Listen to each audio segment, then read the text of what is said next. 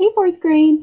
We have made it to lesson 4, so we're skipping lesson 3, moving on to lesson 4, and we've made it. We've made it to the actual lesson where we're going to learn how to multiply these numbers without estimating. So we are actually going to be spending 3 whole days learning this. So take your time with it. Don't get frustrated with it. And make sure you're listening very carefully and doing the examples with me so that you know exactly what you need to do to be able to solve this type of problem correctly. So we are going to work with the method today that's called the XXO. And so if you can remember XXO and you can follow along with what I'm doing here, then this is going to be pretty much a breeze. It is a little bit different than when we just had a 2-digit by a 1-digit number, but that's the whole point of having 2-digit by 2-digit. And so we're going to learn how to do this today, and I'm super excited because this is a really, really important concept for you to know, which is why we're spending 3 days on it. So let's go ahead and get started. This looks very similar to problems that we've had before, this 35 times 21, but something is different, okay? We used to not have this digit there. It used to be like this, 35 times 1, right? And we knew to multiply up and then to multiply diagonally. So let's go ahead and do that. Why don't we all cover up this 2 there, pretend it's not there, and we're just going to multiply like it's 35 times 1. So I'm going to do this first, this 5 times 1 first. 5 times 1 is 5, and it goes right in the 1 spot. And then 1 times 3 is what I did next, because remember this 1 down here, it has to say hello to the person above it, and then the person next to it after that. So now we're going to go this way and do 1 times 3, which is 3. And I put that right here. So in that case, 35 times 1 is 35. I would be done normally. So now I'm going to use XXO. Whenever you finish what you learned in chapter 4, that's when you do XXO. So the first X goes here. And if I had regrouped, it would cross out what I regrouped. Now I didn't regroup, so it's basically just like putting an X here just for funsies. But that's okay because we're learning the process of doing that in case we had regrouped. Like if this was 5 times 3, like if this was a 3 here, and I would do 3 times 5, I'd have a 1 up here, right? Because it would be 15. Okay, so this is the first X. The second X is the digit I just multiplied both of these top digits by. So this is the 1. So I'm going to cross out the 1 because we're done with it. And then I put an O down here. It's actually a 0, but we just say O because we're used to XOXO, so might as well just do XXO. So we cross out what we would have regrouped if we had done that. We cross out the 1 digit that we were multiplying all the other digits by, and then we put a 0 in the 1 spot to hold a place. Okay? Next up, we do the same thing with the 2. Okay? And we multiply in the same order. So even though the 2 is over here, I'm going to multiply it by the 5 first because the 5 is in the 1 spot. And I work my way from right to left whenever I do math. So I have to start, even though I'm at the 2 now, I have to go right to left. So I'll multiply by 5 first. So 2 times 5 is 10. So I'm going to put my 1 up here and my 0 next to the other 0.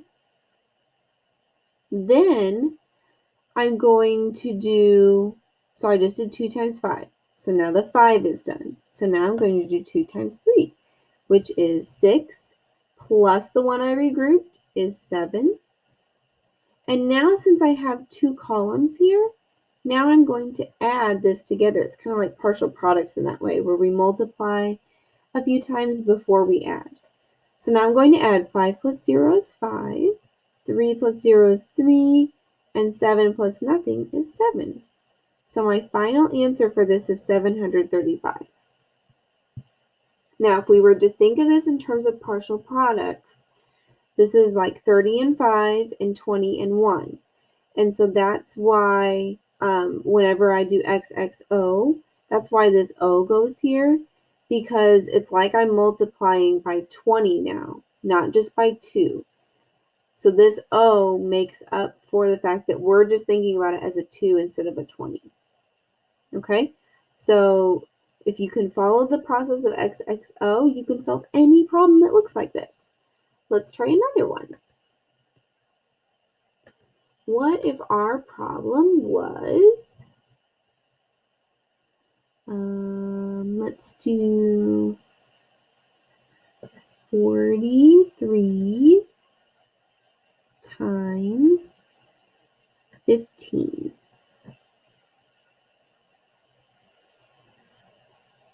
Okay, and I'm actually going to go ahead and switch to another color now so that I can kind of see the difference of the process that I'm doing. So I'm going to start by thinking about what did my problem look like last chapter. What is extra here? And this little digit right here, this 1 is extra. I don't need to think about that. So I'm just going to think about 43 times 5. So I'm going to do what's vertical first. 5 times 3 is 15. And then 5 times 4 is 20, plus my 1 is 21. So I'm going to write that just like I would if that 1 wasn't there. But now I'm going to bring it back and I'm going to do XXO because I've finished my first round. Okay, so I'm going to cross out what I regrouped. That time I did have a regrouping, so cross it out. Cross out the 5 because we've already used it. And then I put an O in the 1 spot or a 0 in the 1 spot. Okay, now I move on to the other digit that's in the bottom and I multiply it right to left. So I'll multiply it by 3 first and then by 4. So 1 times 3 is 3 and 1 times 4 is 4. And now I add up the products that I have down here. So 5 plus 0 is 5, 3 plus 1 is 4, and 4 plus 2 is 6. So my final answer is 645. Okay. I hope we're starting to kind of see the pattern here, to see how the process works. But practice is key. So we are going to do 2 more examples, and then you will have a total of 4 problems to do tonight. That's not asking a lot. So make sure you're doing your best here and make sure you ask questions if you have them. Let's try 27 times 23. Okay, if I have 27 times 23, again, I need to think about, okay, what did my problem last chapter look like? And I would just kind of cover up this other digit over here, right? And now I have 27 times 3. So I'm going to do 7 times 3, which is 21. 3 times 2 is 6, plus 2 is 8. And I've multiplied 3 times both of those digits, so I'm done with round 1. When round 1 is done, X, X, O. Now reveal your other number, okay? We're going to do the same thing with the 2, multiply right to left. 2 times 7 is 14. 2 times 2 is 4. Plus 1 is 5. And let's go ahead and add this up. 1 plus 0 is 1. 8 plus 4. What is 8 plus 4? It's 12. Good job. And then 5 plus 1 is 6. So my total here is 621. All right. We're almost there. Let's do one more example. I'm going to write this one a little bit bigger. Maybe you'll be able to see it better. Let's do 56 times 34. Okay.